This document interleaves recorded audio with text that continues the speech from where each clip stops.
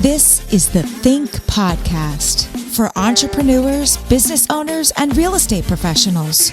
Insight, real talk, systems that scale. Think about it. This episode of the Think Podcast is brought to you by New Dimensions Active, an Irish-owned and family-operated performance wear company that's designed by athletes, designed to give everyone the confidence to get up and move.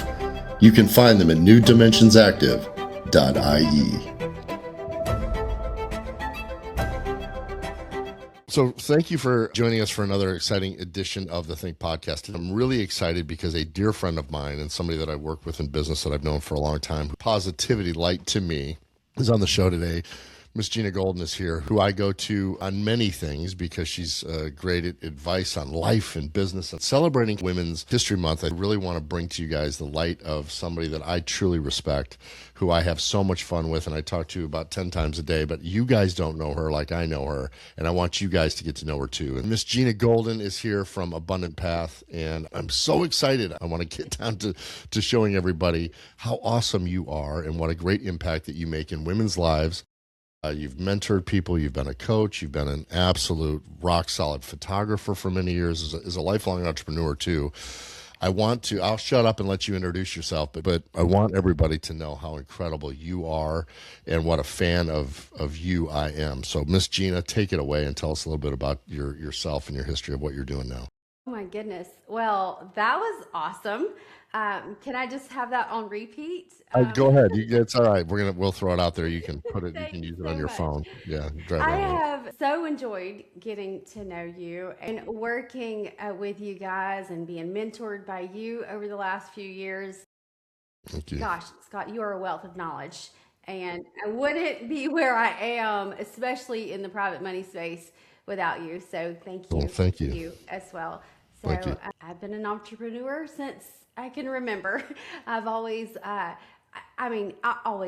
ideas constantly since I was a little girl. But I started out probably, 2005. Seems like a long time ago. Now, when you think about it, when you think 2005, it doesn't, like, to me, I still think that Def Leppard's a current band, right? Yes. That's me, right? Yeah, exactly. So I look at that and people say 2005 to me, it seems like it was just yesterday. But for those of us that are driving constantly from an entrepreneurial standpoint, it's just another date. So what did you do in 2005 where you kicked things off? I picked up a camera and started my own photography studio. When I had little bitty ones, everybody said, "Oh my gosh, you're so good at this. You should do this." And so I did that for 20 years. Turned it into a very successful business, a very niche business. I did high-end type work with high-end clients. So very boutique. I like that kind of luxury business, and it just fit really nicely. Just kind of who I am, that I just like to care and love on people. I didn't want a volume type business where it was just bam, bam, bam. I just wanted to spend time with people. And so that really fit. And I didn't realize that. I didn't know that you'd done that. You did that for 2 decades. Because I knew you were massively successful in the photography deal. And so, folks, she was the one that you would send your kids to for their portraits, the family portraits, and then especially really niche when you crank down into senior portraits, right? Because you were the go-to in your area there in Georgia. So if somebody wanted some really epic stuff for your senior photography, I remember we did it all. Right. I remember my senior pictures were, did airplane hangers and so many crazy things. I love it. That's awesome. So that shows your creativity when you jumped out of that, because I know that we've had so many talks, and folks, I'll tell you, a lot of people come up with ideas. In most cases, the ideas aren't great, right? But every time you call me with an idea, I'm like, that actually could work. And then you'll call me with something else. I'm like, that's good too, right? You're a businesswoman first. And you always say that you have to marry the good idea with the business for the operation thing and actually be able to do this, because you were a life coach too. And decidedly so, many life coaches that I see that come across haven't had the ups and downs. They've had pretty charmed life, and then they do this. When you did your life coaching, you made an impact because you could walk the walk and talk the talk. Talk a little bit about successes that you've had. You were as a coach too, and speaking at a national level. So I think the reason my photography studio that business went so well is not because I was the greatest shooter in the world, but I could do the business side. And it just went really, really well. I learned how to sell. Well, people like you. They feel comfortable with you, right? I loved it. Mm-hmm. And that turned into business coaching and life coaching. The life coaching happened after a pretty nasty divorce. I had to go figure out who I was and fix my own stuff. I wasn't going to say that, but I'm saying that's why when I said you walk the walk and talk the talk, you've been through it, girl. Right. Sometimes you have to hit rock bottom, Mm-hmm. and Yeah. that's kind of where the second phase of my life came from. I had two choices. I could waller in it or I could pick myself up, because I figured out real fast nobody was coming to save me. I think that's a key element for both men and women. People will be there to support you, but being supported by somebody and being saved by somebody is two completely different things. Absolutely. And I learned how to depend on myself again. That's where that started. It was in the middle of COVID. So that quiet time, yeah, super fun. But that time alone allowed me to heal and to figure out what I wanted to do. And that's when I started growing that coaching business. And I had the honor of coaching hundreds of women who I still call my friends today. They are amazing. The success of both of those businesses led me to paying lots of taxes, and stroking those checks are no fun. About that time, Brian and I met, and I was like, I got to figure out something. Real estate, that is the thing. I had thought about it for years, but I was never brave enough to go for it. That started me down the real estate path, and I just have not looked back. I closed both of those businesses down, both those revenue streams, and that was the scariest thing I think I've Well, and for our audience too, I want you guys to understand she was massively successful. It wasn't that she was doing something as a side hustle and kind of making, some months she'd make money and other months. I mean, this was the way that this woman earned her living successfully. Did very well, because a photography business, as many of us know, is not easy. It's an art form, and you're an artist to an extent. So anytime you have to marry the art with the income, it's difficult, right? It's a huge jump that takes a lot of guts to say, okay, I'm going to leave something that's massively successful and go, I'm going to do a crazy Ivan dead left-hand turn, and here we go into this and start over at the bottom. And I'm not surprised, and anybody that knows you isn't either. You're really successful at this business. How do you marry? Well, this is a two-part question because it's a broad brush, right? But how do you marry your love of people? Because I hear people all the time go, I really love people. Folks, this woman really does. She's such a positive influence on so many. But how do you marry the love of people into such a stressful business like real estate investing and buying a home purchase? As we also all know, closing on a house or closing on an investment is sketchy stuff. And so how do you marry your past successes with your future success and what you've got going forward now? I know that a lot of people are like, is it your positive attitude? What is it? What's your secret sauce? Gosh, that's a tough one. I try so hard to put myself in other people's shoes and think about it from their perspective, come up with a win-win for both of us.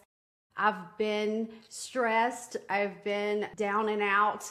I've been up on the mountaintop, down in the valleys, like all the things. I have thought that my home was the best home on the block before and I should get top dollar.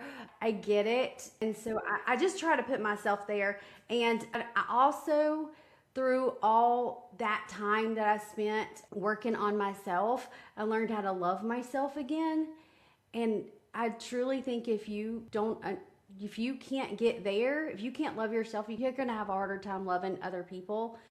And if you're kind of a miserable person, you're not going to spread light and love out into the world. But yeah, I just want to help people win, because I needed somebody to see the best in me at different points in my life and help me win. Scott, you have helped me win so many times. There are multiple people throughout my journey that I could point to and go, they helped me there. They helped me there. I want to be that for somebody else. So you're going to make me get all emotional.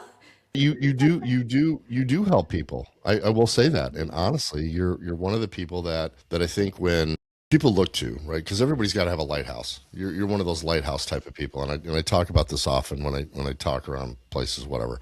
Look for the lighthouses, right? Everybody has been in that situation where there's a storm on the water. They're in their little rowboat, and they're like, "Where do we go? What do we do?" And everybody's looking for safe harbor or kind of a pillar to say, "I want to be like that person." Right. And you are that for many women, especially because you do the right things. And you're also, as sweet as she is, you guys, I've also seen her as a very skilled negotiator.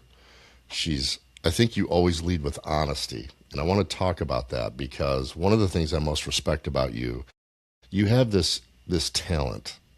You've done it with me, right? Where good, bad, high, low, sideways, on fire, wrapped in barbed wire and broken glass, whatever it is, you have a way of delivering news, good or bad, the same so that it's taken by the person that you're talking to or mentoring or giving advice to. You make an impact on the up and the down. How is it that you communicate so effectively? Because I think communication is a lost art nowadays. It really is. People text, they email, they don't want to get on the phone and make those phone calls. At least the younger generations don't. And I'm not bagging on them for that, but people have lost the ability to talk, right? And you have mastered that art form. So give some advice to somebody that I think communication is the most important thing, especially in our business, because you have to set expectations or whatever. But nobody wants to ever deliver bad news. And I think that's a human condition. But how is it that you do that so effectively? Because you're a brilliant communicator. Well, that's really sweet. When you were talking about how positive and sweet I am, all the things. You are. In the back of my head, I'm going, yes, but, yes, but. You know, that whole sugar and spice thing, everything nice, that little, yeah. There's a spunky side of me too, and I'm very much a straight shooter. I don't want some, but in a nice way, right? Like, Yeah. I don't want somebody to blow smoke with me. I don't want fluffy conversations. I've always hung out with the guys a whole lot better than the girls because I don't do girl talk. I want to talk about business. I just want to get down to oh, what's the phrase? You just said how good I talk and my words won't come out of my mouth. You're just an effective communicator because you set expectations so brilliantly because I don't ever see anybody snap back on you. And here's one thing that I can say about you. I have never, and I know a lot of people, I have never heard anybody go, well, Miss Jena said this and all this other stuff and blah, and had it be complete. I've never heard anybody say that they got bad information from you or incorrect expectations ever. So you set it right up front. And I think that's one of your key gifts, whether you know it or not. You are so good at talking to people that way and delivering, the news that they need to hear because you are a straight shooter. So is that something that you've always done? You've always been that way? I would have to imagine it is. I didn't know you 30 years ago, but I would think that you probably came up that way. Right. I've probably gotten a little softer in my delivery over Really? the years. My dad was rough and gruff and to the point, and he raised me as a little tomboy. I was raised with the, hey, dust yourself off, get back on the horse. I rode horses growing up. My dad taught me how to ride horses. So if it was fall off, dry your tears, get back on, dust yourself off, show that horse who's boss, sort of things. He was very much like that. And I think that has just carried on. I'm empathetic, but I'm also like, yeah, come on. We can't stay in this. Let's get to work, sort of things. And because you're such a hard charger, right? And you're going forward on a bunch of different things. And, from being a little girl riding horses, I think it's about overcoming fear. I don't ever see you have a fear quotient about you. You know what I mean? You're very level-headed that way. And so going into your new businesses now, because folks, here's what she's done. She came into real estate, then through the Aspire program, got into private money brokering. That's where we met. And she was always super positive in all of those meetups and those 2-day seminars and immersions and lifted other people around her. So she goes from being a private money broker, so being a very successful coach and all the other stuff that she did as an entrepreneur and a photographer and all that stuff. Now she gets into finance, right? Then you jump off to where you've now started a real estate brokerage, right? And you're doing real estate. And now you're actually mentoring other women that are coming on. and you're finding houses for people, designing people. The videos you do obviously come from your artwork, and that you have a great eye on the way you stage a house and film that. Because I think your houses go with, like, you get full offers and competing bids in a flattening market in like 2 days like this.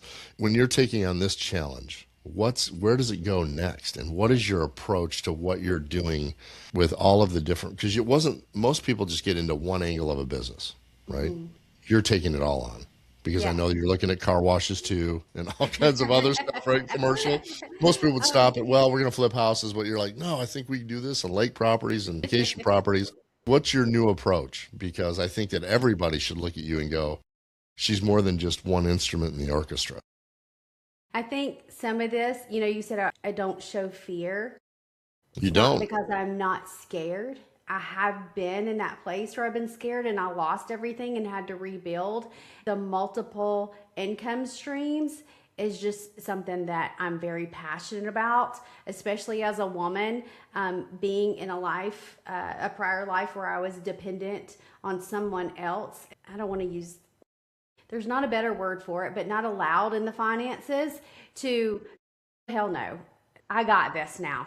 Right? You do. And so I wanted to stack my revenue streams, and I want something long-term sustainable for my kids. Paying the taxes led into flipping houses and holding rentals. Have flipped, I think we're on house number 14 now. In 3 years, we have 4 rentals right now. I have a big goal for this year with the number of doors I want. But the way I got into private money brokering was because of our very first rental. I paid cash for that thing. And in my ignorance, I thought, well, I paid cash, I'll just go get it back. Well, that's not how it works. It isn't. No, people think it does because that's what it looks like on TV. Real fast. That's right, but it doesn't, right? No. And so when you have $100,000 locked up into a property and you want that money back really fast, it's not easy to get. So that's where I started. And I had a broker talk down to me, treat me in a way that really we should not have been treated, charged points through the nose and put me in the worst loan I could ever. And from that point on, and it wasn't just me, it was Brian also. We're figuring out this thing. And so we went on a mission to figure out money. So on the taxes side, real estate, private money brokering, and that's when we started building those lender relationships. You came along through Aspire, and I was like, oh, well, this is the perfect fit. We'll continue to learn through Scott. And now we have just exploded that business. You have. And there's not another better word for it. And people will attribute the word exploded to kind of accidental success, or, well, we don't know, it just kind of took off. But I can tell you guys, I can tell everybody listening to this right now, this woman was very strategic, because I watched the growth, her and Brian both. And I'm such a huge fan of your husband. I absolutely love Brian. And if you guys don't know Brian, you should know him too. The guy's absolutely the best. Just a brilliant mind, and just his heart's bigger than his mind. That's what I love about him. And he's a hell of a guitar player too. I'll say it. So, you know what I mean? He's a great musician. But you guys were very methodical. That's the only word that I can think of, because you had a very strategic plan that you laid out, and you followed that plan. You didn't deviate from that plan. So your exploding success is not accidental, and it wasn't like you went down to the gas station, bought a bunch of lottery tickets, and started scratching in your car eating Twinkies. You're like, oh, look, we got a winner. No, you did it. You did the work. Let me ask you, because on that topic, what is a piece of advice? And I want to gear this to women specifically, right? I'm a girl dad. I'm a husband, as you know. I've got sisters. And my mom came up from a different generation too, where my mom, didn't know anything about the finances either. For women, what is a great piece of advice, or maybe a couple pieces of advice for them to start to take, how do I say this? I don't want to say control, but start taking ownership, right, of their own success. And especially somebody that might have gone through what you went through in a divorce situation, to be able to get back on that horse, as you would say. What's a couple pieces of advice is there to really, because women are strong, man. And in this business, women are the best. I'll tell you. I'll say it. I would say on a personal level, don't stick your head in the sand. Don't understand what's going on in your household, in your own finances.